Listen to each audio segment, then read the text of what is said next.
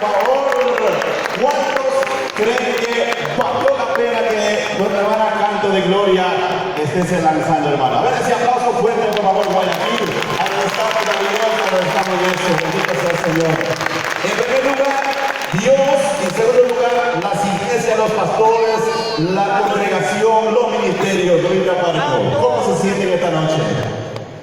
Bueno, en esta noche, en primer lugar, les saludo a todos los hermanos y hermanas y también a todos los pastores que están presentes en este lugar y también a mi pastor Alberto Villapa, a mi hermana Elcilia, quien siempre hemos estado, aunque estamos lejos, conversándonos, motivándonos. Y gracias, pastor, por todo lo que has apoyado, por todo lo que has dado la mano.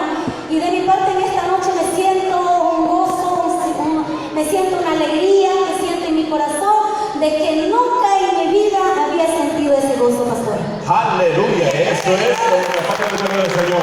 Mire, Jesús, pero en estos casos, tal vez no debería ser solamente estos casos, pero en esta tarde hace la comparecencia la cooperativa de Ahorro y Crédito Fernando de Aquilema también para felicitarle, hermana Canto de Gloria. Por favor, los hermanos comisionados de cooperativa de Aquilema, tengan la bondad.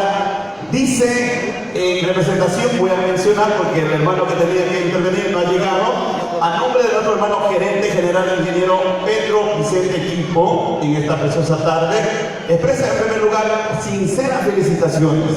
Luego decirle, pues, hermana Canto de Gloria, y que tú tengas ese privilegio de expandir, ser atalaya del quehacer de la música como salmista. Sí, en este caso, nuestra hermana va a estar dando lectura para que tenga una idea clara de lo que quiere decir.